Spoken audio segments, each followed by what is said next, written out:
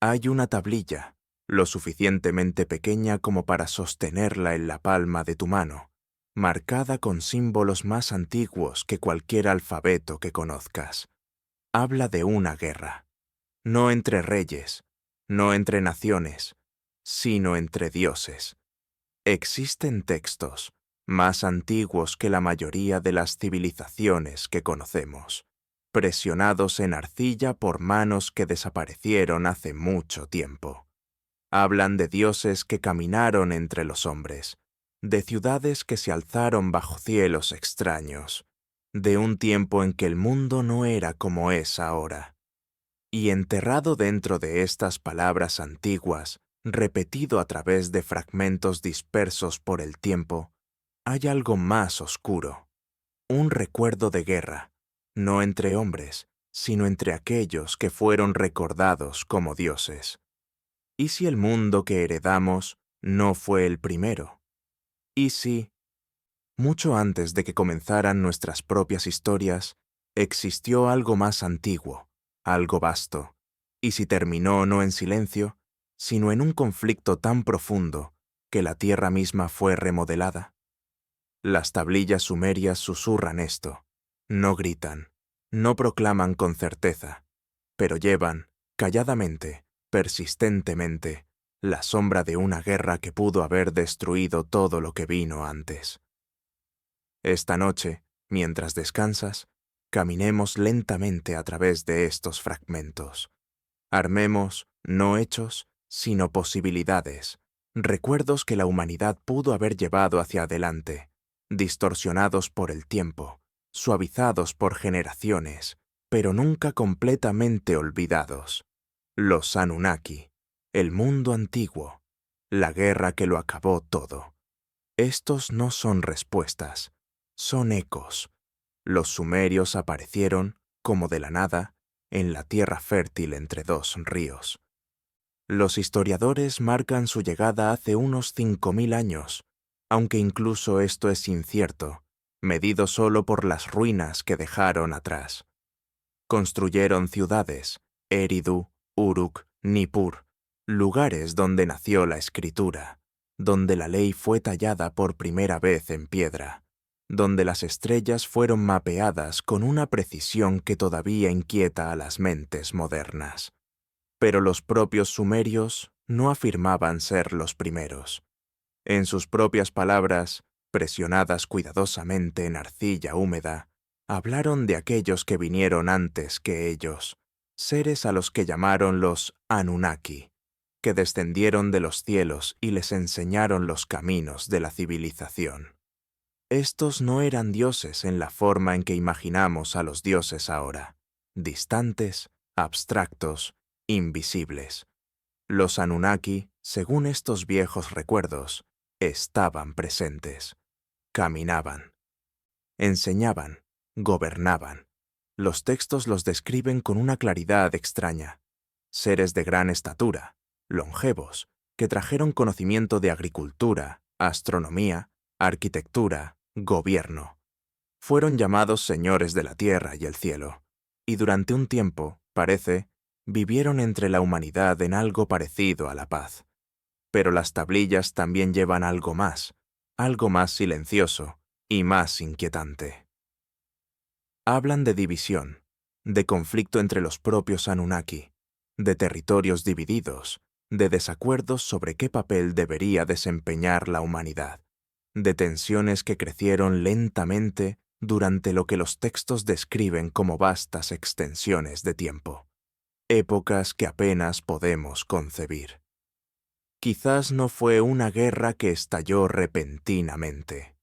Quizás fue algo que se construyó, lentamente, inevitablemente, como agua que sube detrás de una presa que había resistido demasiado tiempo.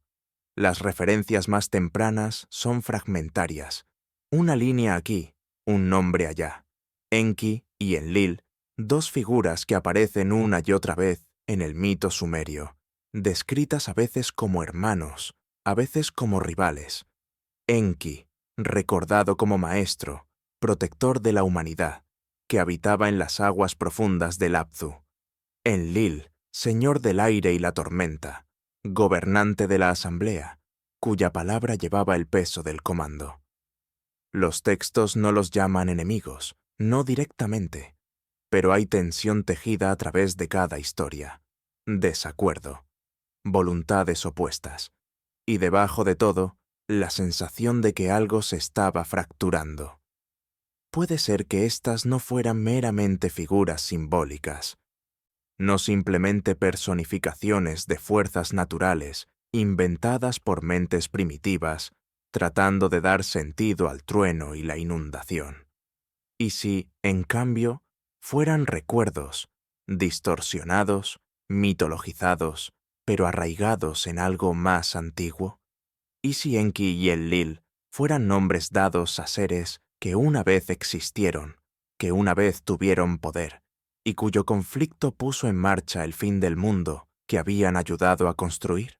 Hay un texto, antiguo incluso para los estándares sumerios, conocido como el Atrahasis. Cuenta de un tiempo en que la humanidad fue creada para servir, para trabajar, para aliviar las cargas de los dioses. Pero también cuenta algo más, de la humanidad creciendo demasiado numerosa, demasiado ruidosa, perturbando la paz de aquellos que gobernaban arriba. Enlil, en esta historia, se cansa del ruido, del caos de la vida humana extendiéndose por la tierra. Propone soluciones: peste, hambruna, sequía y finalmente inundación. Un gran diluvio para limpiar la tierra, para devolverla al silencio. Pero Enki se opone a esto. El texto lo recuerda advirtiendo a un hombre llamado Atrahasis, instruyéndolo para construir una nave, para preservar la vida, para sobrevivir a lo que venía. Esto no se presenta como rebelión, no exactamente, sino como desafío silencioso. Un desacuerdo llevado a su conclusión final. Un dios buscó borrar a la humanidad, otro buscó preservarla, y el mundo, atrapado entre ellos, fue ahogado. Hemos escuchado esta historia antes, llevada hacia adelante en otras tradiciones. Noé, Utnapishtim, innumerables mitos de inundación que abarcan culturas y continentes. Pero la versión sumeria lleva un detalle que las otras a menudo pierden. La inundación no fue un acto de la naturaleza, fue una decisión, un arma, una consecuencia del conflicto divino. ¿Y si la inundación recordada en tantas tradiciones no fue simbólica? ¿Y si fue un recuerdo, transmitido a través de generaciones, de algo que realmente sucedió, no como mito, sino como historia tan distante que ya no podemos tocarla excepto a través de la historia? ¿Y si la guerra entre los Anunnaki, insinuada en fragmentos, susurrada en contradicciones, fue la causa? Los textos no son sistemáticos, no ofrecen líneas de tiempo, no explican de la manera en que las mentes modernas ansían la explicación. En cambio, circulan, repiten, ofrecen vislumbres. Hay referencias a guerras en el cielo, a batallas entre los dioses, a armas que sacudieron los cimientos de la tierra. El Lugale, otro poema antiguo, describe a Ninurta, un dios guerrero, luchando contra fuerzas descritas como piedras y montañas, pero imbuidas de vida, de voluntad. El lenguaje es extraño, casi incomprensible, pero lleva el peso de algo vasto, algo terrible. ¿Fueron estos conflictos reales? ¿O fueron metáforas de desastres naturales, de terremotos y erupciones volcánicas que la gente primitiva solo podía explicar a través de la acción divina? Quizás, y sin embargo, la consistencia es llamativa. A través de textos sumerios, acadios, babilónicos, el mismo tema regresa. Los dioses lucharon entre sí, y la tierra sufrió por ello. Hay otro texto, más oscuro aún, conocido como el Génesis de Eridu. Está roto, incompleto, gran parte de él perdido en el tiempo. Pero lo que permanece cuenta de la creación de la humanidad, de ciudades construidas y luego destruidas, de un mundo que existió antes de la inundación y fue completamente borrado por ella. Los dioses, dice, lamentaron lo que habían hecho, lloraron la destrucción, pero el hecho estaba terminado. El mundo antiguo se había ido. ¿Qué era ese mundo antiguo? Los textos no lo describen en detalle, pero hablan de él como si fuera conocido, como si los oyentes entendieran lo que se había perdido. Hay pistas, ciudades de gran belleza, jardines que no necesitaban lluvia, conocimiento que después fue olvidado. Los propios sumerios, apareciendo repentinamente con escritura y matemáticas y precisión astronómica, pueden haber sido herederos de fragmentos, portadores de lo poco que sobrevivió. Algunas de las tablillas describen a los Anunnaki retirándose después de la inundación, retrocediendo a los cielos, volviéndose distantes. Quizás la guerra los había agotado. Quizás la destrucción del mundo antiguo fue tan completa, tan horrible, que incluso los victoriosos no podían soportar permanecer. O quizás, habiendo visto lo que su conflicto había causado, eligieron dar un paso atrás, dejar que la humanidad encontrara su propio camino hacia adelante sin su presencia, sin su guía, sin la carga de sus guerras. Esta no es una historia de héroes y villanos. Los textos no la enmarcan de esa manera. Enki no es puramente bueno, ni Enlil puramente malo. Son vastos, incomprensibles, actuando según propósitos que solo podemos adivinar. Y quizás eso es lo que hace que el recuerdo sea tan inquietante. No que el mundo fuera destruido por malicia, sino que fue destruido por indiferencia, por desacuerdo, por poderes demasiado grandes para ser opuestos y demasiado divididos para coexistir. Si nos sentamos en silencio con estos fragmentos, si dejamos que las palabras se asienten en lugar de exigir que tengan sentido inmediato, comienza a formarse una imagen, nebulosa, incierta, pero persistente. Un mundo antes de nuestro mundo, seres que fueron recordados como dioses, una civilización o civilizaciones que se elevó a alturas que apenas podemos imaginar. Y luego, conflicto, división, guerra. No la guerra de espadas y escudos, sino algo más profundo, algo que remodeló el paisaje mismo, que ahogó ciudades, que enterró épocas bajo agua y tiempo. La guerra de los Anunnaki, si sucedió, no fue registrada de la manera en que registramos las guerras ahora. No hay campos de batalla para excavar, no hay fosas comunes para fechar con carbono. Solo hay memoria, transmitida a través de la tradición oral, eventualmente presionada en arcilla, copiada y recopiada hasta que las palabras mismas se convirtieron en mito. Y sin embargo, la memoria persiste, a través de culturas, a través de continentes. El recuerdo de un gran diluvio, el recuerdo de dioses que lucharon, el recuerdo de un mundo que terminó. Las tablillas de arcilla no hablan con una sola voz, se contradicen, ofrecen diferentes versiones, diferentes nombres, diferentes resultados. Esto es lo que le sucede a la memoria con el tiempo. Se fragmenta, cambia, se adapta a aquellos que la llevan adelante. Pero debajo de las variaciones, ciertos patrones se mantienen. Ciertas imágenes recurren, y entre estas, una de las más persistentes es la imagen de la división, no solo entre dioses y humanos, sino dentro de la asamblea de los Anunnaki mismos. Había un consejo, según los textos, una asamblea donde se tomaban decisiones, donde se determinaba el destino del mundo. Enlil presidía, pero no gobernaba solo. Había otros. Anu, el padre distante, que permanecía en los cielos. Enki, que se movía entre mundos. Ninhursag, la diosa madre, cuya voz tenía peso. Y muchos más cuyos nombres aparecen y se desvanecen a través de diferentes tablillas. Se describe que debatían, que votaban que llegaban a un consenso o no lograban alcanzarlo. Y es en estos fracasos, quizás, donde se plantaron las semillas de la destrucción. Los textos hablan de la humanidad como una creación, moldeada para un propósito. El Atrahasis describe a los Anunnaki trabajando, cansándose, exigiendo alivio, y así fue hecha la humanidad, formada de arcilla y esencia divina, dada la suficiente conciencia para servir, pero no suficiente para desafiar. Esta es la historia como fue recordada. Pero incluso dentro de este mito de creación, hay desacuerdo. A Enki se le atribuye el diseño, el equilibrio cuidadoso, de hacer seres lo suficientemente inteligentes para ser útiles, pero lo suficientemente mortales para permanecer controlados.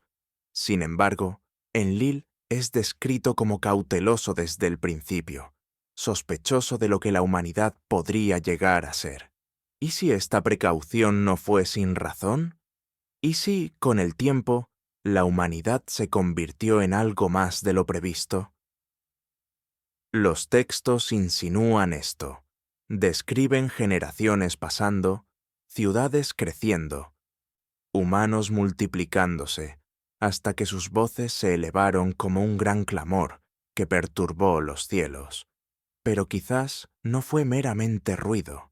Quizás la humanidad comenzó a recordar cosas que no debía recordar, a cuestionar cosas que no debía cuestionar, a alcanzar hacia el conocimiento que había sido cuidadosamente retenido. Hay fragmentos que hablan de enseñanzas prohibidas, de Enki compartiendo secretos con la humanidad que la asamblea había decretado que debían permanecer ocultos. El conocimiento de la escritura, de las matemáticas, de los movimientos de los cuerpos celestes.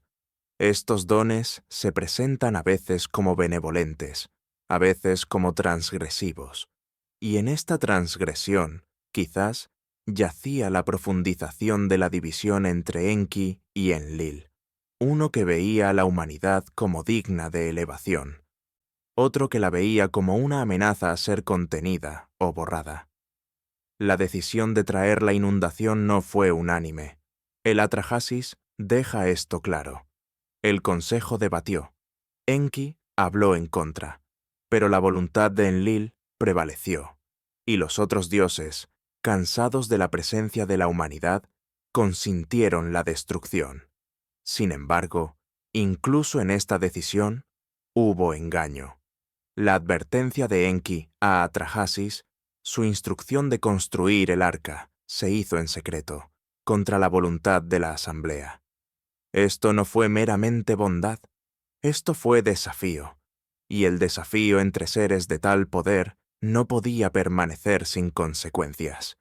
Imagina, si te permites, cómo podría haber sido tal conflicto.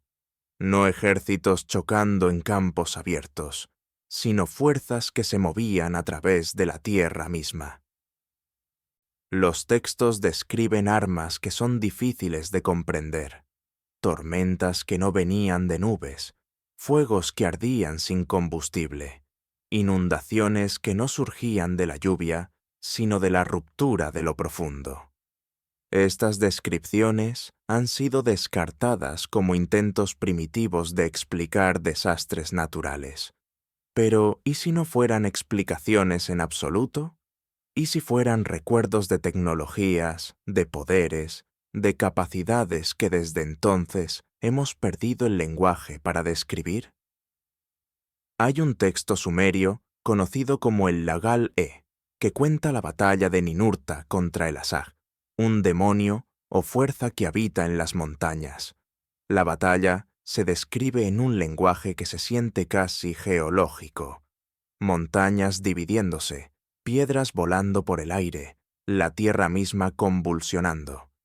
Ninurta usa armas llamadas el Sharur, descrito como una maza que podía hablar, que podía volar, que podía golpear a distancia. El lenguaje es mitológico, envuelto en el vocabulario de dioses y demonios, pero despoja el marco divino. ¿Y qué queda? una descripción de conflicto usando fuerzas y herramientas más allá de la guerra convencional.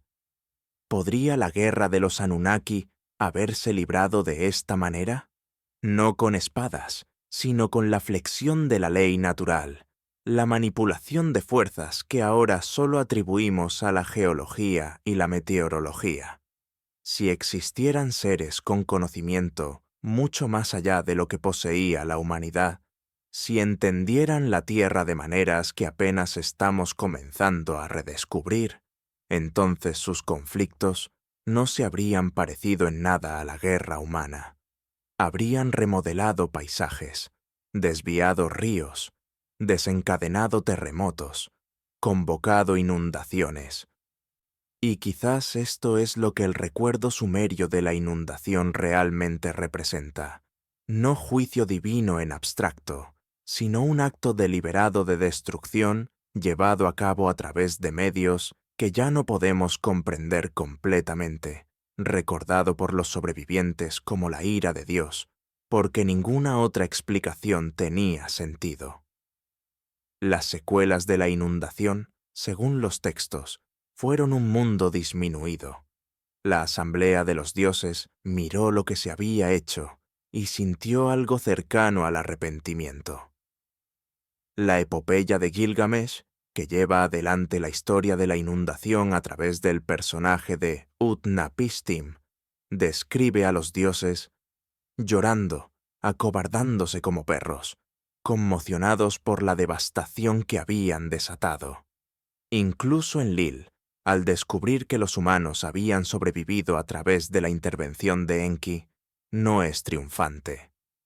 Está perturbado. La extensión de la destrucción había excedido lo que se pretendía. Este detalle es importante. Sugiere que incluso aquellos que ordenaron la inundación no la controlaban completamente.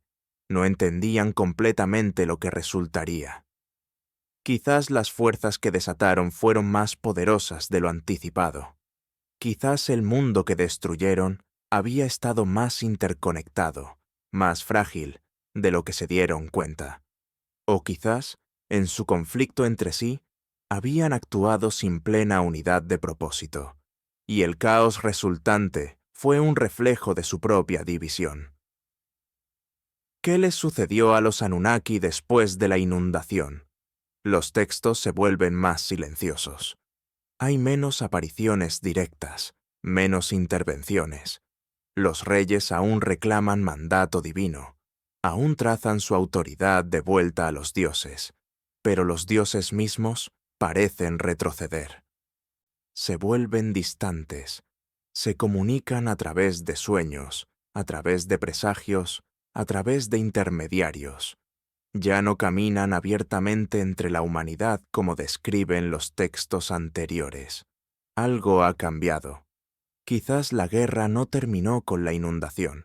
Quizás simplemente se transformó.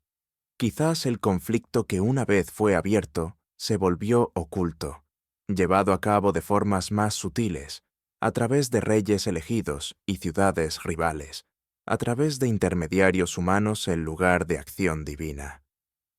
La historia de Sumer y más tarde Mesopotamia es una historia de guerra constante. Ciudades-estados subiendo y cayendo, dinastías reemplazándose entre sí, centros religiosos cambiando poder entre Eridu y Nippur y Babilonia. Cada ciudad reclamaba el favor de diferentes dioses. Cada rey reclamaba gobernar por derecho divino. Y quizás, debajo de estos conflictos humanos, la guerra más antigua continuaba, más silenciosa ahora, pero no menos real. O quizás los Anunnaki simplemente se retiraron. Quizás la destrucción del mundo antiguo fue tan completa, el costo tan alto, que eligieron dar un paso atrás por completo, dejar que la humanidad se desarrollara por sí misma, sin su presencia, sin que sus guerras se derramaran en las frágiles civilizaciones que surgieron del barro después de que las aguas retrocedieran. Esto explicaría el desvanecimiento gradual de los textos, el cambio de dioses como participantes activos a dioses como observadores distantes, invocados pero rara vez vistos. Hay un texto, babilónico tardío, que describe a los dioses como cansados de gobernar, cansados de intervenir, cansados de las responsabilidades que habían asumido sobre sí mismos. Quizás este cansancio no fue meramente metafórico. Quizás fue el agotamiento que sigue a cualquier gran conflicto, el reconocimiento de que la victoria y la derrota habían resultado igualmente huecas, que el mundo por el que habían luchado estaba irreparablemente cambiado, y que su presencia se había convertido más en carga que en bendición. El mundo antiguo, fuera lo que fuera, no sobrevivió. Los textos sumerios son claros en este punto. Lo que vino antes de la inundación se perdió. Las ciudades fueron enterradas. El conocimiento fue olvidado. La humanidad comenzó de nuevo, con fragmentos, con ecos, con el débil recuerdo de algo mayor que una vez existió. Y quizás esto fue intencional. Quizás los Anunnaki, o algunos entre ellos, eligieron dejar que el mundo antiguo muriera completamente, para permitir a la humanidad un nuevo comienzo sin la carga del peso completo de lo que había sido. Pero los recuerdos persisten, se presionan en arcilla, pasan a través de generaciones, se transforman en mito y leyenda y tradición religiosa. Y aunque los detalles se difuminan, aunque los nombres cambian y las historias se adaptan, el núcleo permanece. Hubo una guerra entre dioses, y el mundo fue destruido por ella. Si escuchamos cuidadosamente los textos sumerios, sin exigir que se ajusten a categorías modernas de historia o mito, sino aceptándolos como son, fragmentos de memoria, inciertos e incompletos, podemos comenzar a sentir la forma de algo vasto. No un solo evento, sino una época. No una historia simple de bien contra mal, sino una compleja red de relaciones, propósitos y conflictos entre seres cuyos motivos apenas podemos comprender. La guerra de los Anunnaki, si existió, no se libró por territorio o recursos de la manera en que se libran las guerras humanas. Se libró por algo más profundo, propósito, identidad, la pregunta de qué debería ser la humanidad y qué papel deberían desempeñar los dioses en moldearla. Y en ese conflicto, el mundo antiguo se perdió, no como daño colateral, sino como la consecuencia inevitable de poderes demasiado grandes para reconciliarse, actuando sobre un mundo demasiado frágil para soportar su desacuerdo. Hay lugares en la tierra donde la tierra misma parece recordar. Vastas llanuras que una vez fueron fértiles, ahora áridas. Lechos de ríos que llevaron agua durante milenios, ahora secos. Ruinas enterradas tan profundamente bajo sedimento que solo el azar o la erosión las revela. Los arqueólogos excavan estos sitios y encuentran evidencia de abandono repentino, de ciudades dejadas a mitad de actividad, de capas de limo y arcilla que hablan de inundaciones mucho mayores que cualquier otra registrada en la historia reciente. Atribuyen esto a ciclos naturales, a cambios climáticos, a la progresión normal del tiempo geológico. Pero los textos sumerios ofrecen un contexto diferente, una posibilidad diferente. ¿Y si estas ciudades enterradas, estos paisajes ahogados, son los restos físicos del mundo antiguo que describen las tablillas? ¿Y si la guerra entre los Anunnaki dejó cicatrices no solo en la memoria, sino en la tierra misma? Hay una consistencia curiosa en los mitos de inundación a través de culturas que no tienen contacto aparente entre sí. Los sumerios hablan de ello.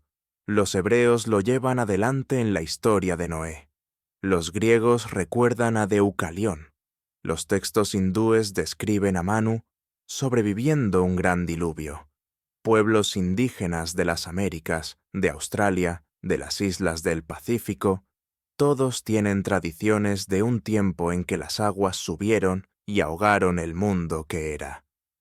Estas historias difieren en detalle, pero comparten ciertos elementos: una advertencia, un sobreviviente elegido, una nave de preservación, y la emergencia a un mundo vaciado y cambiado. Los eruditos explican esto a través de la experiencia humana universal de inundaciones, de vivir cerca de ríos y costas, donde el poder destructivo del agua es una amenaza constante. Pero la especificidad es llamativa. Estas no son meramente historias de inundaciones locales, desbordamientos estacionales, desastres temporales. Son historias de catástrofe que termina el mundo, de aguas que cubrieron montañas, de destrucción tan completa que la humanidad casi desapareció por completo, y se cuentan como historia, como memoria, como algo que realmente sucedió en un tiempo antes de que comenzara la era presente. La versión sumeria es quizás el relato escrito más antiguo y lleva detalles que los otros a veces carecen. La inundación no fue un accidente, fue deliberada, fue decidida por la Asamblea de Dioses y fue opuesta, secretamente, por al menos uno entre ellos. Este marco, de conflicto divino manifestándose como catástrofe terrenal, aparece una y otra vez en la literatura mesopotámica, como si la conexión entre desacuerdo celestial y destrucción terrestre se entendiera como fundamental, no metafórica. Considera la geografía descrita en los textos antes de la inundación. El Génesis de Eridú habla de 5 ciudades: Eridu, Bat-Tibira, Larak, Sipar y Shuruppak. Estas ciudades se describen como antiguas incluso para los estándares sumerios, fundadas en un tiempo en que la realeza primero descendió del cielo. La evidencia arqueológica confirma que algunos de estos sitios estuvieron efectivamente entre los asentamientos más antiguos en Mesopotamia, con capas de ocupación que se remontan miles de años antes de los períodos dinásticos. Pero debajo de ciertos niveles en estos sitios hay una capa distinta de sedimento transportado por agua, una capa de inundación, y debajo de eso, la evidencia de ocupación anterior cesa repentinamente. Esto ha sido interpretado de varias maneras. Algunos ven evidencia de una inundación regional masiva, quizás causada por la ruptura de barreras naturales, el desbordamiento del Golfo Pérsico en la cuenca mesopotámica. Otros descartan la capa de inundación como localizada, coincidente, no evidencia de nada que coincida con la escala bíblica o sumeria. Pero los textos mismos no describen un evento regional. Describen el mundo siendo cubierto, el viejo orden siendo completamente borrado, y solo un puñado de sobrevivientes permaneciendo para llevar adelante lo que había sido. Y si la escala de la inundación fue deliberadamente minimizada en relatos posteriores, porque la verdad era demasiado vasta para ser creída. Y si el mundo antiguo no era meramente la llanura mesopotámica, sino algo más grande, más extenso, y la inundación que lo destruyó fue correspondientemente mayor de lo que nos hemos permitido imaginar. Hay anomalías geológicas que las líneas de tiempo tradicionales luchan por explicar, patrones masivos de erosión que parecen demasiado extensos para procesos graduales, capas de sedimento depositadas con una violencia que sugiere cambio catastrófico, no incremental. Evidencia de un rápido aumento del nivel del mar al final de la última edad de hielo, cuando el deshielo glacial se vertió en los océanos con una velocidad y volumen que habrían sido, para cualquiera que lo viviera, indistinguibles de la ira divina. ¿Podrían estos hechos geológicos ser la evidencia física de lo que los textos sumerios ¿Recuerdan como el arma final de la guerra de los Anunnaki? El momento es sugestivo. Los textos colocan la inundación en un pasado distante, predinástico. La evidencia geológica coloca eventos de inundación importantes al final del período Younger Dryas, hace aproximadamente 12.000 años, cuando las temperaturas aumentaron repentinamente y las capas de hielo colapsaron. Esto es mucho más temprano que la datación tradicional de la civilización sumeria, que se cree que emergió solo hace unos 5.000 años. Pero, ¿y si la civilización sumeria no fue el origen, sino la heredera? ¿Y si los textos que preservaron fueron copias de recuerdos más antiguos, tradiciones transmitidas oralmente durante miles de años antes de finalmente ser comprometidas en arcilla? Esto explicaría la extraña sofisticación de la cultura sumeria temprana, su aparición repentina con escritura completamente desarrollada, matemáticas complejas, conocimiento astronómico que requería siglos de observación para acumularse. No desarrollaron estas cosas de la nada, las recordaron, las reconstruyeron a partir de fragmentos. Estaban reconstruyendo lo que se había perdido. Los Anunnaki, en esta lectura, no fueron invenciones mitológicas, sino recuerdos desvanecidos de quienquiera, o lo que fuera, que había enseñado a la civilización prediluvio, el mundo antiguo, el conocimiento que los sumerios más tarde heredaron en forma disminuida, y la guerra entre ellos, el conflicto que trajo la inundación, fue la razón por la que ese conocimiento tuvo que ser reconstruido en lugar de simplemente continuado. Pero, ¿por qué guerra? ¿Sobre qué podrían seres de tal poder y conocimiento posiblemente entrar en conflicto hasta el punto de destruir el mundo que habitaban? Los textos ofrecen pistas. Hay referencias a que la humanidad se volvió demasiado numerosa, demasiado ruidosa, demasiado disruptiva. Pero debajo de esta explicación superficial hay corrientes más profundas. La protección de Enki a la humanidad se describe no meramente como compasión, sino como inversión. Él los había creado, enseñado, y quizás vio en ellos algo digno de preservar que otros no vieron.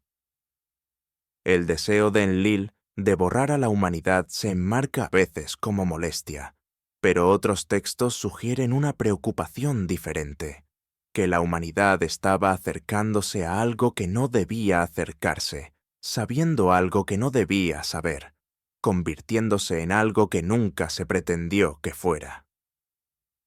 Hay un texto llamado El mito de Adapa, que cuenta de un humano al que se le otorgó sabiduría por Enki, pero se le negó la inmortalidad por Anu. Adapa es traído ante la asamblea de dioses, se le ofrece el pan y el agua de la vida, pero Enki, su creador y patrón, le advierte que no acepte, afirmando que es veneno. Adapa se niega, y así la humanidad permanece mortal. Más tarde, se revela que la oferta era genuina, que Adapa podría haber logrado la inmortalidad, pero fue engañado por el mismo Dios que afirmaba protegerlo. El texto no explica por qué Enki haría esto, pero la implicación es clara. Había límites a cuán lejos se pretendía que la humanidad ascendiera, e incluso aquellos que favorecían a la humanidad hicieron cumplir esos límites. Quizás la guerra de los Anunnaki fue fundamentalmente sobre este límite. Una facción creía que la humanidad debía permanecer contenida, limitada, mortal y sirviente. Otra creía que la humanidad podía ser elevada, enseñada, acercada a lo divino. Y cuando estas posiciones se volvieron irreconciliables, cuando ningún lado cedería, el conflicto escaló hasta que la única solución fue limpiar la pizarra y comenzar de nuevo. La inundación, entonces, no fue meramente castigo, fue reinicio. Fue el borrado de un experimento que había ido demasiado lejos en una dirección u otra. Y cuando las aguas retrocedieron, cuando Enlil descubrió que Enki había preservado un remanente, el compromiso que siguió fue claro en sus implicaciones. La humanidad podía continuar, pero bajo limitaciones más estrictas, con menos contacto directo, con los dioses retirados y distantes, ya no caminando entre los hombres, ya no ofreciendo el don peligroso de su plena presencia y conocimiento. Este retiro está documentado en los textos. Los reyes postdiluvio se describen de manera diferente que los prediluvio. Antes del diluvio, la lista de reyes sumerios describe reinados que duran decenas de miles de años. Al-Ulim de Eridu, gobernando durante 28.800 años. Al-Algar, durante 36.000 años. Estos números son descartados como exageración mitológica, simbólica, en lugar de literal. Pero, ¿y si representaran algo más? No las vidas de humanos individuales, sino la duración de épocas, de edades cuando el tiempo se medía de manera diferente, o cuando aquellos que gobernaban no eran humanos en absoluto. Después de la inundación, la lista de reyes continúa, pero los números cambian dramáticamente. Los reinados se vuelven más cortos, más humanos en escala. Unos pocos cientos de años, unas pocas docenas, eventualmente estableciéndose en números que parecen históricamente plausibles. Es como si algo fundamental cambiara en la naturaleza de la realeza, en la relación entre gobernantes y gobernados, entre cielo y tierra. Los Anunnaki, si alguna vez habían gobernado directamente, ahora gobernaban a través de intermediarios, a través de reyes humanos que reclamaban mandato divino, pero eran inconfundiblemente mortales. Quizás esta fue la paz, el compromiso, la resolución de la guerra. El mundo antiguo, donde dioses y humanos se mezclaban demasiado libremente, fue destruido. El nuevo mundo sería diferente, separado, distinto, con la humanidad dejada para gobernarse a sí misma bajo observación divina, distante, en lugar de gobierno divino directo. Y en esta separación, quizás, ambos lados encontraron algo que podían aceptar.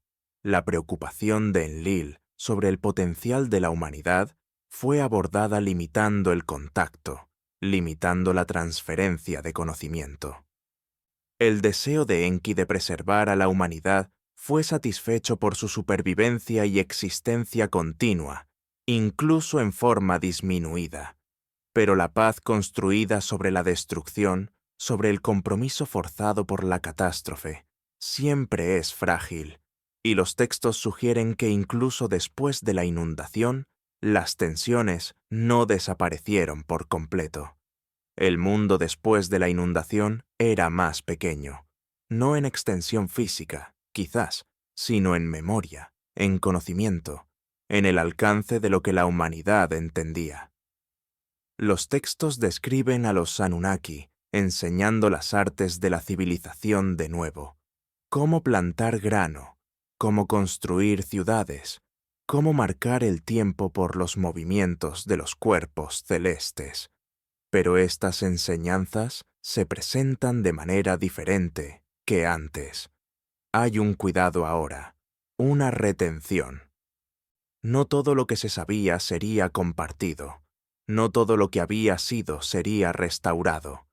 Enki es recordado como el gran maestro de la nueva era, el Dios que dio a la humanidad los dones necesarios para la supervivencia, pero no para la trascendencia. Escritura, matemáticas, los principios de irrigación y agricultura, estos fueron otorgados. Pero otro conocimiento, conocimiento más profundo, permaneció oculto. Los textos hablan de los ME, principios o poderes divinos que gobernaban la existencia misma, guardados en posesión de Enki debajo de las aguas del Apsu.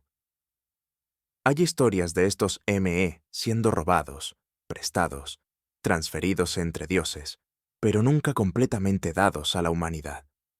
Permanecieron propiedad divina, secretos cósmicos que los mortales podían vislumbrar, pero nunca poseer completamente. ¿Por qué esta restricción? Si los Anunnaki realmente querían que la humanidad floreciera, ¿por qué limitar lo que podía enseñarse? A menos que la guerra les hubiera enseñado algo, que el conocimiento sin restricciones en manos humanas llevaba a consecuencias que no estaban dispuestos a enfrentar de nuevo. Que la elevación de la humanidad más allá de ciertos límites inevitablemente desencadenaba los conflictos que habían destruido el mundo antiguo. La separación entre divino y humano fue impuesta a través de la arquitectura, así como del conocimiento.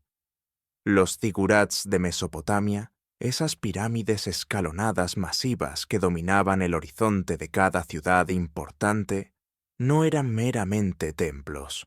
Literalmente se llamaban la casa del fundamento del cielo y la tierra, lugares donde el límite entre reinos podía cruzarse, pero solo por los iniciados, solo por sacerdotes que habían pasado años de entrenamiento, solo bajo circunstancias cuidadosamente controladas.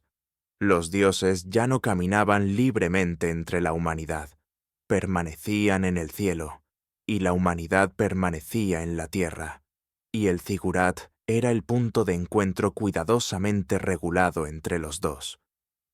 Este es un mundo muy diferente del que se insinúa en los fragmentos prediluvio, donde los Anunnaki se describen como presentes, activos, mezclándose con la humanidad sin tal separación rígida.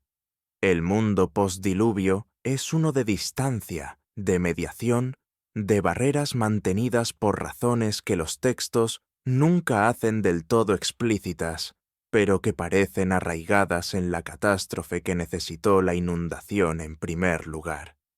Y sin embargo, incluso con estas precauciones, las viejas tensiones no desaparecieron por completo.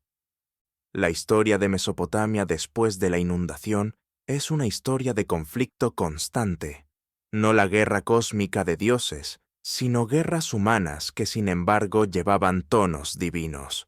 Ciudad luchó contra ciudad, dinastía reemplazó a dinastía, y cada conflicto fue enmarcado como teniendo sanción divina, propósito divino, como si la guerra humana fuera de alguna manera una extensión de desacuerdos celestiales que ya no podían ser luchados directamente.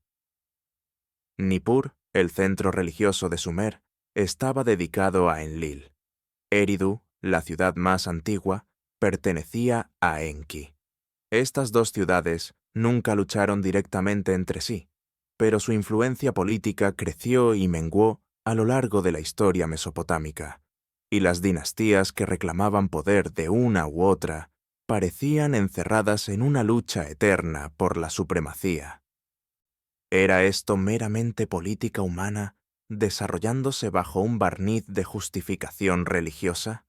¿O era la continuación del conflicto de los Anunnaki, ahora luchado a través de intermediarios, a través de agentes humanos que quizás ni siquiera entendían completamente la guerra más antigua que estaban perpetuando? Hay textos que describen esto explícitamente. La maldición de Akkad cuenta de Naram-Sin, un rey que desafió a Enlil y fue consecuentemente destruido, su imperio destrozado, su ciudad abandonada. La destrucción se atribuye a castigo divino, pero el lenguaje usado es inquietantemente similar a las descripciones de la inundación, devastación tan completa que remodeló la tierra misma. ¿Era esta otra arma en el conflicto en curso? ¿Otro uso de fuerzas más allá de la comprensión humana para resolver cuentas entre facciones divinas en competencia? O quizás, para este tiempo, los Anunnaki mismos se habían ido verdaderamente, y lo que quedaba era solo su legado. Civilizaciones humanas construidas sobre los fragmentos de su enseñanza, todavía organizándose según las viejas lealtades, todavía invocando los viejos nombres, pero ya no en contacto directo con los seres que esos nombres originalmente referían. Esto explicaría el desvanecimiento gradual de los textos, el cambio de dioses como participantes activos a dioses como recuerdos distantes, invocados por legitimidad pero rara vez encontrados. Hay una tristeza en los textos mesopotámicos posteriores, un sentido de abandono, de llamar a dioses que ya no responden o que responden solo en sueños y presagios que requieren interpretación. La epopeya de Gilgamesh captura esto conmovedoramente. Un rey que busca la inmortalidad, que busca los secretos que los dioses una vez poseyeron, viajando a los confines de la tierra para encontrar a Utnapishtim, el sobreviviente del diluvio, a quien se le otorgó vida eterna. Y cuando Gilgamesh finalmente lo encuentra, cuando finalmente escucha la historia del mundo antiguo y su destrucción, ¿qué recibe? No el don de la inmortalidad, sino el conocimiento de que tales dones ya no se dan, que la era en que dioses y humanos podían cruzar ese límite ha terminado, y que la humanidad debe aceptar su mortalidad y hacer significado dentro de esos límites. Este es el mundo que la guerra de los Anunnaki creó, un mundo de separación, de pérdida, de conocimiento que una vez estuvo disponible, pero ahora está oculto u olvidado.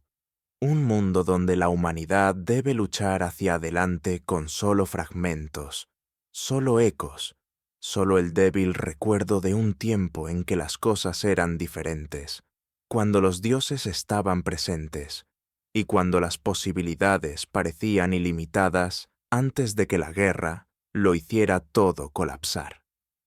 Pero los fragmentos pueden ser poderosos, los ecos pueden llevar lejos, y la memoria, incluso la memoria imperfecta, da forma a todo lo que sigue. Los sumerios construyeron su civilización sobre estos fragmentos, reconstruyeron la escritura a partir de cualquier tradición oral o restos físicos que sobrevivieron la inundación.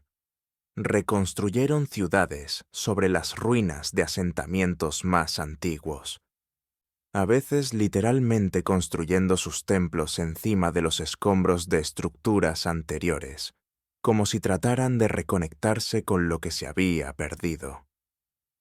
Mapearon las estrellas con una precisión que sugiere que estaban siguiendo plantillas anteriores, observaciones anteriores, en lugar de comenzar de la nada.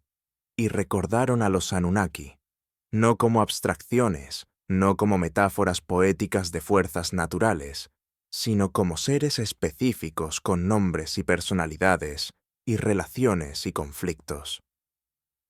El panteón que describieron no fue inventado de la nada para explicar el mundo a su alrededor. Fue heredado, transmitido, preservado a través de la brecha de la catástrofe, porque olvidarlo por completo habría significado perder la última conexión con el mundo antiguo, con el tiempo antes, con el conocimiento y el poder que una vez moldearon el destino humano. Quizás por eso los textos se sienten tan fragmentados, tan contradictorios, tan difíciles de resolver en una sola narrativa coherente. No son creaciones de un solo autor, son compilaciones de recuerdos de diferentes fuentes, diferentes tradiciones, diferentes sobrevivientes de la inundación que cada uno llevó piezas de lo que había sido. Y cuando estas piezas fueron finalmente reunidas y escritas, no encajaban del todo, porque nunca se pretendió que fueran un todo unificado. Eran remanentes, salvados de la catástrofe, preservados no por su consistencia, sino por su conexión con un pasado que no podía permitirse desaparecer completamente. La guerra de los Anunnaki destruyó el mundo antiguo, pero no pudo destruir la memoria. Y la memoria, persistente y maleable y profundamente humana, aseguró que algún rastro de lo que sucedió sobreviviría, sería transmitido hacia adelante, eventualmente sería presionado en arcilla y enterrado y redescubierto miles de años después por personas que lucharían por entender lo que estaban leyendo, pero que sentirían, de alguna manera, que estos no eran meramente historias, no meramente mitos, sino algo más antiguo y extraño, y más profundamente arraigado en eventos reales de lo que las categorías cómodas permiten. No podemos probar nada de esto. Los textos no proporcionan el tipo de evidencia que las mentes modernas demandan. No hay fotografías, no hay fechas de carbono, no hay muestras de ADN de los Anunnaki. Solo está la escritura, la repetición, la consistencia transcultural de narrativas de inundación, las anomalías arqueológicas que insinúan catástrofe y la extraña sofisticación de civilizaciones tempranas que parecen haber emergido con conocimiento que aún no deberían haber poseído. Pero la prueba no es el punto, la comprensión es el punto, y la comprensión requiere sentarse con la incertidumbre, permitir posibilidades que no encajan ordenadamente en marcos establecidos, escuchar lo que las voces antiguas están tratando de comunicar a través de la vasta brecha del tiempo, sin descartarlas inmediatamente, como primitivas o engañadas. ¿Y si no fueran ninguna de las dos? ¿Y si los sumerios y aquellos que vinieron después de ellos estaban haciendo su mejor esfuerzo para preservar y transmitir conocimiento de eventos reales, seres reales, conflictos reales que moldearon el mundo que heredamos? ¿Y si la guerra de los Anunnaki no fue mito, sino historia, distorsionada por el tiempo y la traducción y los límites del lenguaje humano para describir experiencias más allá de la comprensión normal, pero arraigada, sin embargo, en algo que realmente ocurrió? Entonces la inundación fue real, el mundo antiguo fue real, el conflicto que lo destruyó fue real, y estamos viviendo en las secuelas, en el mundo que se le permitió continuar solo porque una facción entre los Anunnaki desafió a las otras y preservó un remanente de la humanidad para llevar adelante hacia lo que viniera después. Los textos no nos dicen cómo termina la historia. No pueden, porque la historia no ha terminado. Todavía estamos en ella. Todavía estamos viviendo en el mundo que la guerra de los Anunnaki creó. Un mundo de separación de lo divino, de conocimiento fragmentado, de civilizaciones construidas sobre las ruinas de civilizaciones más antiguas, de conflictos cuyos orígenes hemos olvidado, pero cuyos patrones continuamos repitiendo. Hay un silencio en los textos posteriores que habla más fuerte que cualquier descripción. Para el tiempo de Babilonia, de Asiria, de los grandes imperios que se levantaron de las cenizas de Sumer, los Anunnaki rara vez se mencionan por nombre. Se han absorbido en otras designaciones, los Igigi, los grandes dioses, la asamblea del cielo. La especificidad se ha desvanecido. Las personalidades individuales que una vez dominaron las tablillas tempranas se han difuminado en una presencia divina más distante, más abstracta. Y este desvanecimiento se siente intencional, como si algo estuviera siendo deliberadamente olvidado. O quizás como si la distancia entre la humanidad y esos seres hubiera crecido tan vasta que los viejos nombres ya no llevaban el mismo peso, la misma inmediatez. Quizás esto es lo que parece la victoria después de tal guerra. No triunfo, sino agotamiento y retiro. No conquista, sino retiro mutuo, a esferas separadas, donde el contacto se vuelve más raro, más formal, más mediado por ritual y sacerdocio, hasta que finalmente los dioses son invocados, pero ya no están verdaderamente presentes, recordados, pero ya no encontrados.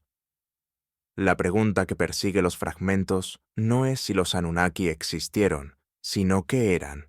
Los textos los tratan como reales, como presentes, como tangibles, pero también los describen de maneras que estiran los límites de lo que consideramos posible. Seres que vivieron por épocas, que viajaron entre el cielo y la tierra, que poseían conocimiento y poderes que podían remodelar paisajes y ahogar mundos. ¿Fueron estas exageraciones, malentendidos de fenómenos naturales, o fueron descripciones precisas de algo para lo que ya no tenemos lenguaje para categorizar apropiadamente? Hay eruditos que leen los textos sumerios como evidencia de antiguos astronautas, de visitantes extraterrestres que fueron confundidos con dioses por humanos primitivos. Hay otros que los leen como mitología pura, como la imaginación humana proyectando agencia y personalidad sobre fuerzas naturales que no podía explicar de otra manera.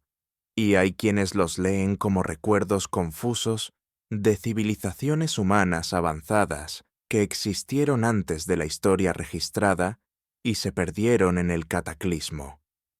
Cada interpretación encuentra apoyo en fragmentos de los textos mientras lucha por dar cuenta de otros fragmentos que no encajan del todo. Pero quizás los textos resisten la interpretación porque nunca se pretendió que fueran interpretados. Quizás se pretendía que fueran recordados. Y recordar no es lo mismo que entender. Un niño que sobrevive una guerra puede recordar los sonidos, el miedo, los fragmentos de conversación escuchada entre adultos, sin comprender completamente la política o las estrategias o las fuerzas más grandes en juego. El recuerdo es real y traumático y formativo, incluso si el niño no puede explicarlo en términos que satisfagan una demanda adulta de narrativa coherente. ¿Y si la relación de la humanidad con la guerra de los Anunnaki es similar? ¿Y si la sobrevivimos sin entenderla completamente? Llevamos adelante el recuerdo en historia y ritual y texto fragmentado, y hemos estado tratando de darle sentido desde entonces, pero el contexto completo, la naturaleza real de los seres involucrados, las verdaderas apuestas del conflicto, los mecanismos reales por los cuales el mundo antiguo fue destruido, permanece más allá de nuestro alcance porque carecemos del marco para comprenderlo apropiadamente. Esto explicaría el lenguaje mitológico, el marco divino, los elementos simbólicos que parecen tan obviamente metafóricos para los ojos modernos. Quizás no son metáforas en absoluto, sino el único vocabulario disponible para describir experiencias y entidades que cayeron fuera de los puntos de referencia humanos, normales. Cuando un escriba sumerio escribió de la palabra de Enlil, sacudiendo los cielos, de la sabiduría de Enki contenida en las aguas profundas, de armas que volaban y hablaban y golpeaban a distancia, no estaba siendo poético. Estaba siendo preciso, usando el lenguaje y los conceptos disponibles para él para describir cosas que no tenían otros nombres, otras comparaciones, otra manera de ser comunicadas. La inundación misma podría entenderse de esta manera, no como castigo divino en el sentido moral, sino como una catástrofe tecnológica o natural desencadenada por el conflicto entre facciones con poder más allá de cualquier cosa que poseamos actualmente. El levantamiento de aguas, la ruptura de lo profundo, la apertura de los cielos. Estas descripciones podrían ser envolturas metafóricas alrededor de eventos reales. El colapso de presas de hielo, la rápida inundación de regiones bajas, las perturbaciones atmosféricas que acompañan inundaciones masivas. O podrían estar describiendo actos deliberados usando tecnologías que no podemos reconstruir, fuerzas que no podemos replicar, conocimiento que hemos perdido. De cualquier manera, el resultado fue el mismo. El mundo antiguo terminó. Los Anunnaki se retiraron o disminuyeron o se transformaron en algo menos presente. menos activo, y la humanidad continuó, llevando el recuerdo como una cicatriz, construyendo nuevas civilizaciones sobre los restos de lo que había sido, nunca capaz de alcanzar las alturas que se insinuaban en las remembranzas fragmentarias de antes. Hay un texto, babilónico tardío, que captura este sentido de pérdida con claridad llamativa. Es un lamento por la ciudad de Ur, destruida por invasores, y al lamentar la ciudad, el texto lamenta algo más grande, la partida de los dioses, el abandono de lugares sagrados, el sentido de que la presencia divina que una vez protegió y guió, se ha retirado y no regresará. El lenguaje es desgarrador en su simplicidad. Los dioses nos han abandonado como aves migratorias, no en ira, no en juicio, sino simplemente idos, seguidos adelante, dejando a la humanidad para valerse por sí misma en un mundo que de repente se siente vacío de la presencia que una vez conoció. ¿Es este el legado final de la guerra de los Anunnaki?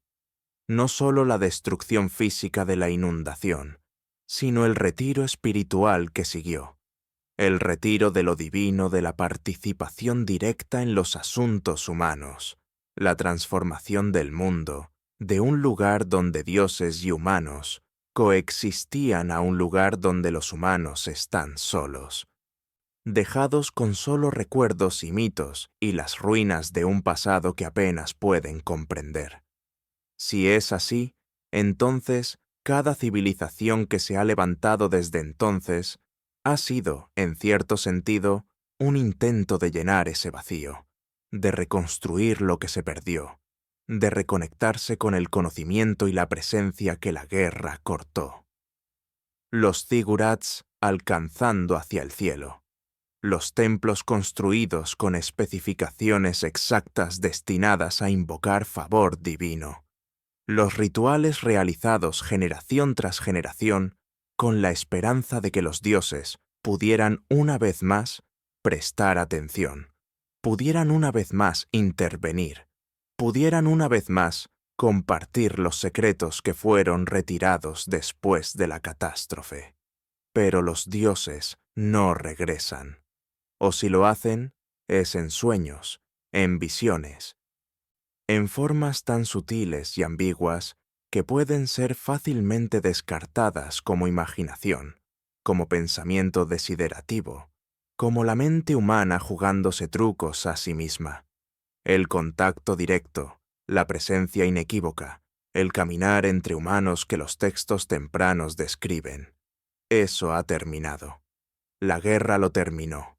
La inundación marcó el límite. Y todo desde entonces ha sido secuelas, eco, el lento desvanecimiento de la memoria en mito, en leyenda, en historias que nos contamos a nosotros mismos, sin creer del todo ya. Sin embargo, las historias persisten. La narrativa de la inundación aparece en virtualmente todas las culturas. El recuerdo de dioses que una vez caminaron entre nosotros, nos enseñaron, luego partieron o fueron expulsados. Esto aparece a través de tradiciones separadas por océanos y milenios. El sentido de que hubo una edad de oro, un tiempo antes, cuando las cosas eran diferentes y mejores y más conectadas a algo trascendente, antes de que una gran catástrofe, o un gran crimen, o una gran guerra lo llevara a su fin. Este es quizás el más universal de todos los temas mitológicos humanos. ¿Y si persiste porque es verdad? No en cada detalle, no en los nombres y lugares y mecanismos específicos, sino en esencia. ¿Y si realmente hubo un antes y un después, separados por catástrofe, y estamos viviendo en el después, mirando hacia atrás a fragmentos del antes, incapaces de comprender completamente lo que se perdió, pero incapaces de dejar de buscarlo sin embargo? Los textos sumerios, bajo esta luz, no son superstición primitiva para ser descartada o sabiduría antigua para ser idealizada. Son testimonio. Son el registro escrito de tradiciones orales que se extienden más allá del comienzo de la escritura misma, preservadas con cuidado por escribas que entendían que lo que estaban copiando era importante incluso si ya no entendían completamente por qué. Son el intento de la humanidad de recordar, de transmitir hacia adelante, de asegurar que algún rastro del mundo antiguo y la guerra que lo destruyó sobreviviría incluso cuando los detalles se volvieran borrosos y el contexto original se perdiera. Y quizás eso es suficiente. Quizás la comprensión perfecta no es posible, no desde esta distancia, no con la evidencia fragmentaria disponible. Quizás lo que importa es simplemente que recordemos que algo sucedió, que el mundo que habitamos no es el mundo que siempre fue, que hay capas debajo de capas de historia humana, y que las capas más profundas guardan recuerdos de eventos y seres que no encajan cómodamente en nuestra comprensión actual de lo que es posible. La guerra de los Anunnaki, ya sea literal o metafórica, o en algún punto intermedio, destruyó el mundo antiguo. Esto es lo que los textos insisten. Y en esa destrucción, algo se perdió que nunca se ha recuperado completamente. Conocimiento, presencia, conexión, posibilidad. Construimos nuestras civilizaciones a la sombra de esa pérdida, a veces conscientemente, más a menudo inconscientemente, siempre alcanzando hacia atrás, hacia algo que sentimos pero no podemos tocar del todo, algo que los antiguos sabían y hemos olvidado, algo que la guerra nos quitó que hemos estado tratando de reclamar desde entonces. Los textos no ofrecen esperanza de recuperación. No sugieren que lo que se perdió será restaurado. Simplemente dan testimonio del hecho de la pérdida, de la realidad de la guerra, del fin del mundo antiguo y el comienzo de éste. Y al dar testimonio, cumplen su propósito, asegurando que la memoria sobreviva, que la historia continúe, que no olvidemos por completo lo que vino antes, incluso cuando los detalles se deslizan más y más de nuestro alcance con cada generación que pasa. Las tablillas de arcilla se sientan en museos ahora, detrás de vidrio, catalogadas y traducidas y debatidas por eruditos que se les acercan con herramientas de lingüística y arqueología y mitología comparada. Son objetos de estudio, piezas de un rompecabezas que la humanidad ha estado tratando de resolver durante tanto tiempo como hemos podido leer la escritura presionada en ellas hace miles de años. Pero quizás nunca se pretendió que fueran resueltas. Quizás solo se pretendía que fueran recordadas. Hay algo en los fragmentos sumerios que resiste respuestas fáciles, que se aleja de la certeza, que insiste en la ambigüedad. Los Anunnaki permanecen esquivos incluso en los textos que los describen más directamente. La guerra es referenciada, pero nunca completamente explicada. El mundo antiguo es lamentado, pero nunca completamente descrito. Y la inundación, la gran catástrofe que separa el antes del después, se presenta como juicio divino y arrepentimiento divino, como necesaria y trágica, como final y comienzo. Quizás esta ambigüedad es el punto. Quizás los textos preservan no respuestas, sino preguntas, no explicaciones, sino misterios, no conclusiones, sino invitaciones a maravillarse sobre lo que vino antes, lo que se perdió, lo que podría haber sido diferente si la guerra nunca hubiera sucedido o hubiera terminado de manera diferente. Nos encontramos tan lejos de esos eventos ahora, si fueron eventos, que la certeza es imposible. El lenguaje ha cambiado, el contexto ha desaparecido, el mundo mismo se ha transformado más allá del reconocimiento, pero la memoria persiste, débil y distorsionada, como una imagen reflejada en agua perturbada por el viento, reconocible pero nunca del todo clara, presente pero nunca del todo agarrable. Quizás eso es todo lo que se pretende que tengamos: el eco sin la voz, la sombra sin la sustancia, la historia sin la verdad completa detrás de ella. Y quizás eso es suficiente, porque el eco todavía nos dice algo importante: que el mundo tiene profundidades que no hemos sondeado, que la historia se extiende más atrás de lo que podemos rastrear confiablemente, que hay preguntas más antiguas que nuestras respuestas más antiguas. Los Anunnaki, ya sean dioses o recuerdos o algo intermedio, se han retirado más allá del alcance de nuestro conocimiento. La guerra que lucharon, si la lucharon, ha terminado. El mundo antiguo se ha ido, pero permanecemos, llevando adelante los fragmentos que dejaron atrás, construyendo nuestras civilizaciones sobre fundamentos que no pusimos, hablando idiomas que contienen palabras que ya no entendemos completamente, realizando rituales cuyos significados originales se han olvidado, pero cuyas formas preservamos, porque alguna parte de nosotros siente que importan, nos conectan con algo más antiguo, algo que estuvo aquí antes de que estuviéramos, y puede aún sobrevivirnos.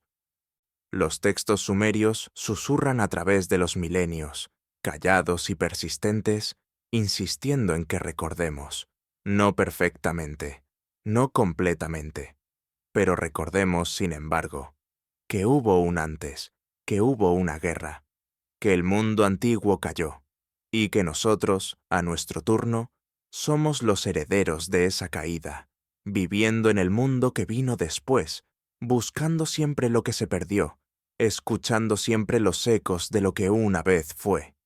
Y en la escucha, quizás, honramos lo que los textos pretendían preservar: no certeza, sino memoria; no respuestas, sino las preguntas que no nos dejarán descansar.